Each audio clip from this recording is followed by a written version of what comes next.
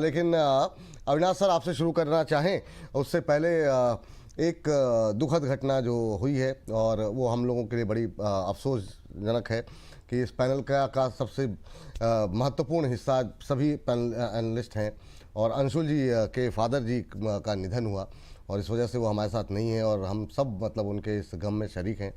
और बड़ा मतलब इतनी बड़ी छत जब सरकती है तो बहुत अफसोस होता है। तो ईश्वर उनकी आत्मा को शांति दें और पूरे परिवार को संभलने की शक्ति दे, यही हमारी कामना है।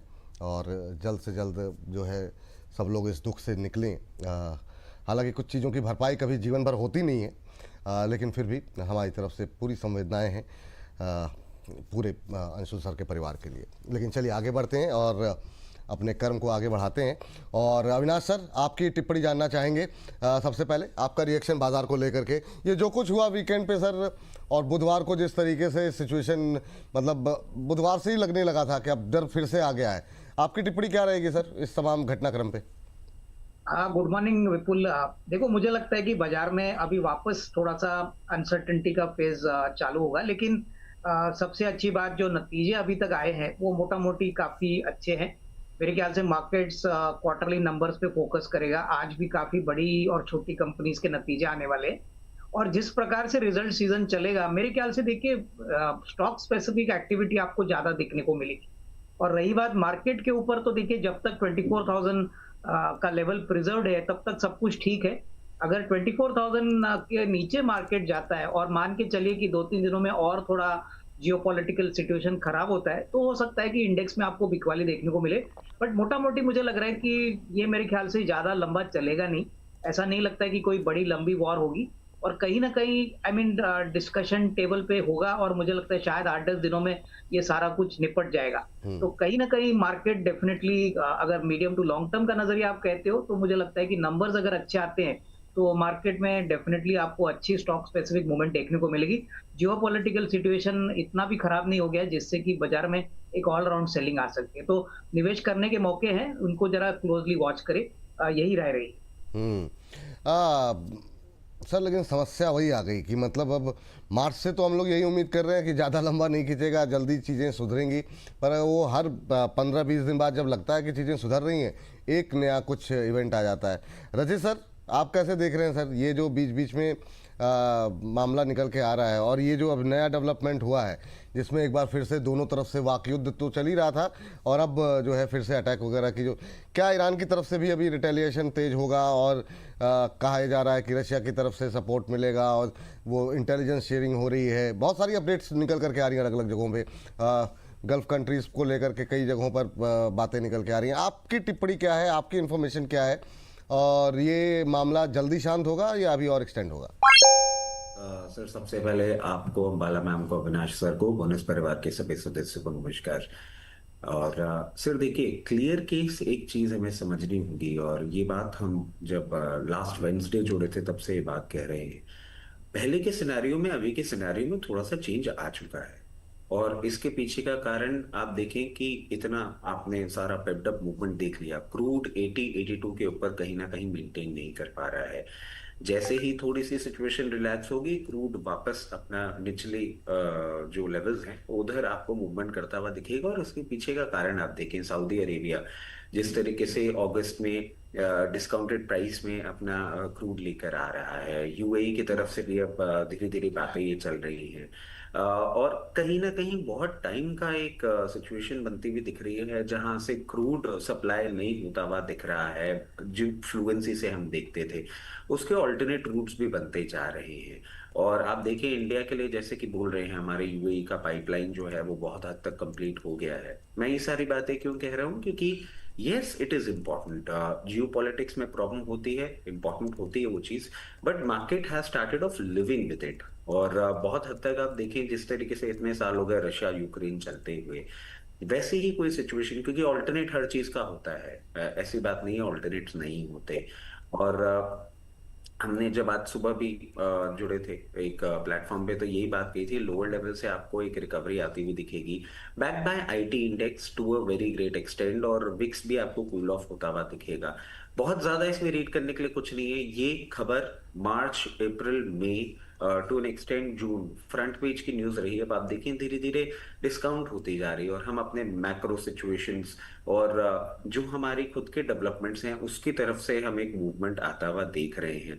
तो आई बिलीव यस, ऐसे नीजक रिएक्शन आपको जरूर मिलते हुए दिखेंगे, बट जैसे कि अविनाश सर बोल रहे थे अभी कि ये बाइंग अपॉर्चुनिटीज हैं, and I I I completely stick to it, ये बाइंग अपॉर्चुनिटीज हैं। जहां तक लेवल्स की बात है, हम समझते हैं आज के लिए सबसे क्रूशियल इंपॉर्टेंट लेवल होगा निफ्टी 23,950 के ऊपर सस्टेन करती रहे all through out the day. बहुत कंफर्टेबल होता हुआ दिख सकता है ये पूरा वीक, जैसे ही 24,135 लेवल्स के ऊपर मेंटेन करने लगेगा हम नए अपसाइड की ओर जाते हुए दिखेंगे। नॉट टू फॉरगेट, ये वीक में आपको बैंक निफ्टी में थोड़े से एडजस्टमेंट्स और थोड़ा सी वॉलेटिलिटी देखने को मिल सकती है, क्योंकि बिग 4 प्राइवेट सेक्टर बैंक्स के रिजल्ट आपको वीकेंड पे आते हुए देखने को मिलेंगे। आज आईटी का अच्छा स्ट्रेंथ दिखा रहा है और एचसीएल टेक का नंबर हम एक्सपेक्ट कर रहे हैं। If everything falls in place तो आईटी में भी जो हम कंटिन्यूसली बोल रहे हैं कि अब नेक्स्ट लेवल आपका 29,000 29,300 होगा, वो आपको आता हुआ दिख सकता है। और जब तक निफ्टी का कंप्लीट ट्रेंड चेंज नहीं होगा, जब तक 23,777 इसको लिख के रख लीजिए, जब तक उसके ऊपर निफ्टी मेंटेन कर रही है, I don't see any reason for us to face any problem. 24,400 और 800 जुलाई के लिए अभी भी इंटैक्ट है। चलिए ठीक। अमाला मैम, क्या व्यू है आपका? और रिकवरी तो लोअर लेवल से अच्छी देखने को मिल रही है, खासतौर से बैंकों में भी अब थोड़ी सी रिकवरी लोअर लेवल से आ रही है, हालांकि हरे निशान में अभी नहीं आए हैं। ऑटो में अच्छी रिकवरी है। सबसे ज़्यादा टेंशन जो है वो इंटरेस्ट रेट सेंसिटिव शेयरों पे ही सुबह जो है दबाव ज़्यादा देखने को मिल रहा था। प्रदीप सर भी जुड़ चुके हैं। प्रदीप सर, बहुत बहुत स्वागत आपका सर आज की इस चर्चा में जुड़ने के लिए। अम्बाला मैम, आपका रिएक्शन मार्केट पे? गुड मॉर्निंग विपुल जी, सभी को पैनलिस्ट, सभी दर्शकों को। और मार्केट के रिएक्शन के साथ क्रूड से शुरुआत करनी चाहिए। पिछले हफ्ते क्रूड में लॉन्ग ट्रेड दिया था और बताया था कि यहाँ से लॉन्ग ट्रेड करिए, आपका 7,050 और 7,200 का भाव आ जाएगा, आ चुका है। और आज भी ये जो मूवमेंट 7,043 7,143 चल रहा है, अभी जुलाई के रेफरेंस से बात की थी हमने तब भी, अभी भी इसी के रेफरेंस से जो भी फ्यूचर में फ्यूचर क्रूड के आप लॉन्ग है उसको कैरी करिए, अभी इसमें और सर्च पॉसिबल है। इंडीड हम ये भी बोल रहे हैं कि क्रूड में अपसाइड मूवमेंट, चाहे ब्रेंट, WTI जो भी आप ट्रैक करते हो, मैं ज्यादातर ट्रेडेबल फ्यूचर चार्ट रेफरेंस कर देती हूँ ताकि एक्शनेबल इंफॉर्मेशन मिल जाए। तो वहां पर भी बहुत चांसेस हैं इस हफ्ते बाय फ्राइडे क्रूड 82 83 हमको दिख जाएगा। तो ये तो बात हो गई कि जो भी वोलेटिलिटी मार्केट में दोबारा से इमर्ज हो रही है बिकॉज ऑफ रशिया का नाम बार बार मुंह में आ रहा है, बहुत लाइकली कि उसको बार बार पोक किया जा रहा है टू इंटरवेन इन दिस। और ये मुश्किल बात होगी अगर रशिया, चाइना या फिर इंडिया में से कोई भी इंटरवेन करता है। तो फिलहाल तो वो तटस्थ है, फेंस पर है। Anyways, USA, Israel and Iran, अभी ये जो चल रहा है दोबारा से जो रिवाइव हुई है चीजें, ये मार्केट में वापस वही बात बोल रही, इस बार स्कैरसिटी नहीं आएगी लेकिन इन्फ्लेटेड प्राइस पर मार्केट में अवेलेबिलिटी आएगी। तो इसकी वजह से इन्फ्लेशन का जो कंसर्न है वो दोबारा से रिवाइव हो जाएगा। यही है जो मार्केट अभी एक्सपीरियंस कर रही है।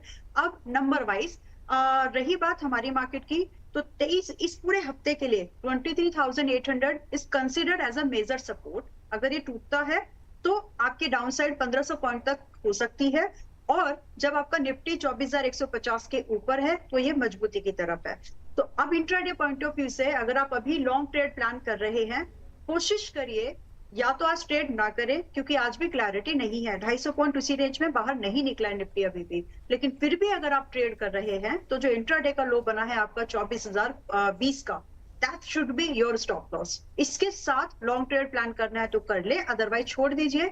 जरूरी नहीं है जहां पर मोमेंटम ना हो बढ़िया क्लियर वहां पर आपको पैसा लगाना है। मिड कैप निफ्टी देखो, वो आज भी मजबूती से खड़ा है और उसके रिलेटेड बहुत सारे स्टॉक्स है जो कि अच्छी तरह से काम कर रहे हैं। तो स्टॉक स्पेसिफिक एक्शन लीजिए। अब इसको आप किसी भी वर्ड्स में घुमा लो, बट दैट्स द आउटकम कि आपको जहां मोमेंटम बन रहा है स्टॉक्स में, जहां दिख रहा है, वैल्यू इन्वेस्टमेंट का मौका ढूंढिए। पिछली बार हमने रूट मोबाइल, अभी जब बात हुई थी ईएमएस स्टॉक्स की, जब मैन्युफैक्चरिंग वगैरह की, डिक्सन टेक्नोलॉजी, इन सबकी 4-5 स्टॉक्स दिए थे, उसमें एक स्टॉक इंक्लूड किया था रूट मोबाइल, उसका डायरेक्ट बेनिफिट उसको मिलना था। तो आज भी वो 5-6% अप है। चाहे तो वहां पर बाइंग अपॉर्चुनिटी फिर ढूंढिए। यहाँ आपका रिस्क छोटा, लाइक 5%, अपसाइड 15% से ज्यादा की है। चलिए, ये बात यहाँ पर निकल के आई है। चलते हैं सीधे प्रदीप सर के पास। प्रदीप सर, आपका व्यू क्या होगा सर मार्केट को लेकर के? अभी दायरे में ही है, 24,000 से ऊपर हम मेंटेन कर रहे हैं, लेकिन जो घटनाक्रम रहा रात का, लग रहा था कहीं ऐसा ना हो सेलिंग थोड़ी बढ़ती हुई दिखाई दे, लेकिन संभाल ले गया बाजार। जी विपुल जी, गुड मॉर्निंग। एक स्टैंडर्ड डिस्क्लेमर के साथ ही स्टार्ट करना पसंद करूंगा। जितने भी स्टॉक्स एंड इंडेक्स को लेकर आज हम बात करने वाले, कोई भी स्टॉक्स एंड इंडेक्स में हमारा कुछ भी पोजीशन नहीं होता है, नो कॉन्फ्लिक्ट ऑफ इंटरेस्ट। ऐसा कुछ राय हम अपने क्लाइंट को भी देते हैं। हो सकता है कुछ स्टॉक्स, कुछ कॉल उनके पास पोजीशन हो, हमारे पास नहीं रहता है। No conflict of interest. Registration granted by SEBI, membership of basis, certification from NISM is no way guarantee performance of that intermediary और provide any assurance of return to the investors. देखिए, already मुझे लग रहा है कि रचित जी ने, ma'am ने और अविनाश जी ने क्लियर बोल दिया है जो मुझे एक्चुअल में कहना था। मैं एक ही चीज बोलूंगा, लास्ट वीक 2 बार मैंने ऐसे बोला था कि ट्रम्प का कोई भरोसा नहीं है, ये आदमी कुछ भी कर सकता है। तो जियोपॉलिटिकल का एक्सपर्ट तो मैं नहीं हूं, लेकिन समझ में आता है कि एक्चुअल में क्या होने का पॉसिबिलिटीज है जब आप ओवरऑल सिचुएशन को स्टडी करेंगे। तो ट्यूसडे में एक बार बताया था, दोपहर तक घटना हो गया। फ्राइडे भी सुबह सुबह मॉर्निंग पे बता के गया कि सर मैं कंफर्टेबल नहीं फील कर रहा हूं, या तो दोपहर में या तो वीकेंड में कुछ ना कुछ हो सकता है। और वीकेंड में हमने वो देख भी लिया विद एविडेंस के साथ क्या क्या हुआ है। मुझे लग रहा है ये जो गैप डाउन होना था एक नॉर्मल सा बात है। अभी मार्केट इस चीजों को ना ज्यादा वेटेज नहीं दे रहा है। अरे फिर से हॉर्मुज बंद है तो चलो हम एकदम यहां से गैप डाउन, बहुत बड़ा पैनिक। क्योंकि मार्केट रिपीटेडली एक चीज को देख रहा है, और मार्केट जो चीज बार बार रिपीटेडली देखता है, मार्केट उसके ऊपर रिएक्शन देना बंद हो जाता है। लेकिन कहीं ना कहीं वीकेंड में ऐसा होते हुए आपको दिखाई देंगे। निफ्टी का एक क्लियर कट रेंज है 23,800, इसके नीचे जाने में आपको और खराब होते हुए दिखाई देंगे। जब तक 23,800 के नीचे नहीं जा रहा है, आपको एक रेंज बाउंड निफ्टी कारोबार करते हुए दिखाई देंगे। 23,800 से लेके 24,000, ऑलमोस्ट 260-250 एक रेसिस्टेंस है इसके अंदर। अब आज का भी देखेंगे, डे लो जिस तरीके से डे लो 24,000 में डाल के अभी भी ऑलमोस्ट 100 पॉइंट ऊपर आया है। डे हाई से अभी भी प्रीवियस क्लोजिंग से देखेगा अभी भी 96 पॉइंट नीचे ही है। मुझे लग रहा है कि कहीं ना कहीं एक बार आपको एक रेंज बाउंड ट्रेड अगले 1 से 2 दिन 3 दिन रहने का ही पॉसिबिलिटीज है। 24,300 अगर क्रॉस होती है उस केस में आपको फिर से 24,600 से 700 तक मूव आते हुए दिखाई देंगे, लेकिन ज्यादा एग्रेसिव ना होने का ही सलाह रहेगा।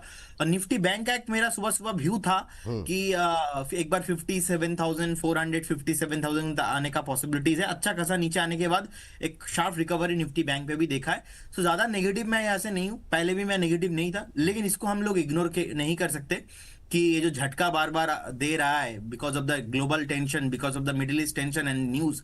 आपने एक स्टार्टिंग में एक वर्ड बोला था कि डर के आगे जीत है, डर के आगे सर दर्द भी होता है कभी कभी, तो उसको ध्यान में रख के हमें लगता है कि काम करना चाहिए। चलिए, खैर वो अपने अपने अनुभव भी होते हैं। कई बार आपको डर के आगे दर्द वो काफ़ी महसूस हुआ होगा। अभी मतलब कहीं ना कहीं at the end of the day चीज़ें कहीं ना कहीं तो ख़त्म होगी। वही सोच करके डर के आगे जीत है का थम लिया गया सर, कि ये जो है अब देखते हैं कब तक ये डर जो है वो चलता है। चलिए आगे बढ़ते हैं और अविनाश सर के पास चलते हैं। अविनाश सर, पिछली बार जब नतीजे आए थे टीसीएस के, आप थे नहीं हमारे साथ, आज एचसीएल टेक के नतीजे हैं। आईटी को लेकर के उम्मीदें बढ़ गई हैं काफ़ी अच्छी खासी बिकवाली के बाद। क्या एक्सपेक्टेशन आपकी एचसीएल टेक के रिजल्ट्स को लेकर के? और अभी आईटी को लेकर के काफ़ी सारे जो हमारे पैनलिस्ट हैं वो धीरे धीरे करके बुलिश हो रहे हैं। आपका व्यू पॉइंट क्या है सर? नहीं, इनफैक्ट देखिए विपुल, अगर टीसीएस का भी नंबर देखे तो इन लाइन ही एक्सपेक्टेशन आया था, कोई खराब नंबर नहीं आया था। और एचसीएल टेक की भी बात करें तो देखिए नंबर्स तो अच्छे आएंगे। अभी कमेंट्री किस प्रकार से आएगी, क्योंकि मार्केट कमेंट्री और आउटलुक को ज्यादा इंपॉर्टेंस देता है। तो मेरे ख्याल से देखिए नंबर्स तो ठीक ठाक आएंगे। कमेंट्री मेरे ख्याल से अगर थोड़ी बहुत भी उम्मीद से बेहतर आती है तो डेफिनेटली एक बाउंस आपको देखने को मिलेगा, क्योंकि ऊपरी लेवल से काफी पिटाई हो चुकी है। अभी वैल्यूएशंस भी काफी कंफर्टेबल जोन में है। लेकिन मैं निवेशकों को इतना ही कहूंगा कि नजरिया आपका कम से कम 6 to 12 मंथ रखिए, क्योंकि जो बड़ा इंप्रूवमेंट आईटी में आ सकता है वो सितंबर के बाद आएगा। नॉर्मली जून क्वार्टर एक पिकअप क्वार्टर रहता है, उसके बाद जुलाई टू सितंबर से बिजनेस ज्यादा बढ़ता है। लेकिन कहीं ना कहीं यूएस के जो ऑर्डर विन्स है वो ज्यादातर सितंबर के बाद वाले क्वार्टर में आपको देखने को मिलेगी। तो जिनको लंबा नजरिया के लिए पोजीशन लेनी है, थोड़ा थोड़ा टुकड़ों में खरीद लीजिए, लेकिन डेफिनेटली काफी अच्छा लग रहा है प्योरली वैल्यूएशन के पॉइंट ऑफ व्यू से। चलिए ठीक है सर। सर कुछ नाम ऐसे हैं जो आपको अच्छे लग रहे हो? देखिए आई थिंक आईटी में हमको बेसिकली इन्फोसिस, एचसीएल टेक्नोलॉजीज, फिर छोटे कंपनीज में परसिस्टेंट, कोफॉर्ज, ये सारी कंपनीज पे काफी अच्छा आउटलुक लग रहा है, क्योंकि जो नतीजे आएंगे और जो कमेंट्री आएगी, हमें लगता है कि देखिए ये सारी कंपनीज में ऑर्डर्स अच्छी है। कोई नेगेटिव सरप्राइज तो अभी तक इन्होंने अनाउंस नहीं किया है इनके बिजनेस अपडेट में, तो यहाँ पे नजर रखिए। और मुझे लगता है कि देखिए आपको तभी शेयर खरीदने हैं जब भी कोई किसी शेयर की चर्चा होती नहीं है, जब पूरा मार्केट उसको इग्नोर कर रहा है, तभी आपको एक अच्छा अल्फा बनाने का मौका मिलता है। परसिस्टेंट, चलिए इन सब पे नज़र रखेंगे। लेकिन इन सब के बीच में अभी हम 3000 के से ज़्यादा दर्शक हमारे साथ जुड़े थे, अभी करीब 2800 के आसपास लोग जुड़े हुए हैं।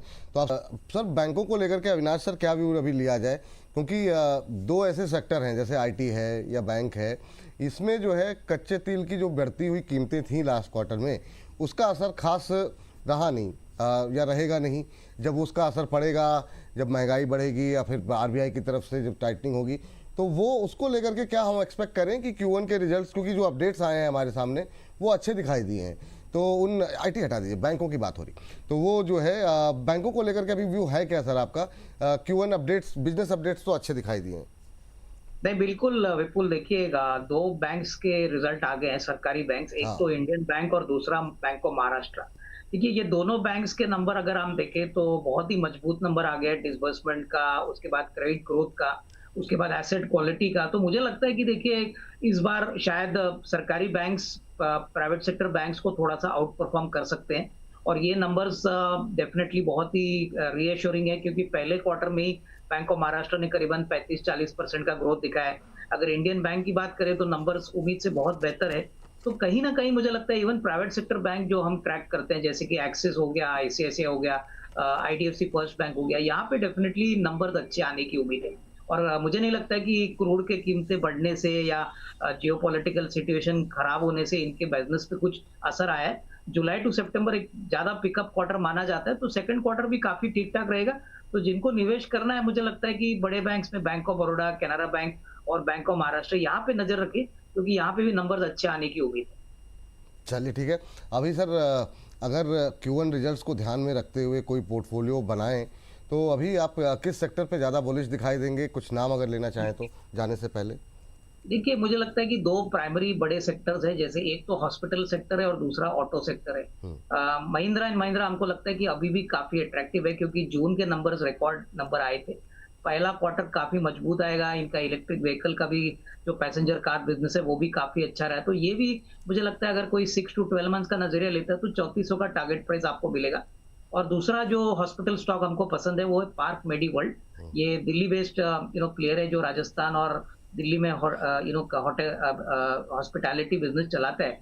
करीबन 3500 बेड की कैपेसिटी है, तो यहाँ पे भी 360-365 का एक टारगेट प्राइस लेके खरीदा जा सकता है। इसके भी नंबर्स हमको लगता है Q1 में काफी मजबूत आएंगे, और हॉस्पिटल स्पेस में काफी अच्छी ट्रैक्शन हमको दिख रही है। पार्क मेडीवर्ल्ड और M&M, इन दो शेयरों पे रखें नज़र।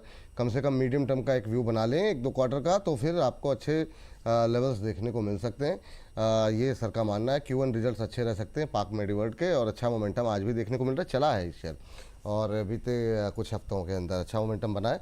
अविनाश सर, थैंक यू, बहुत बहुत धन्यवाद आपका आज की इस चर्चा में जुड़ने के लिए।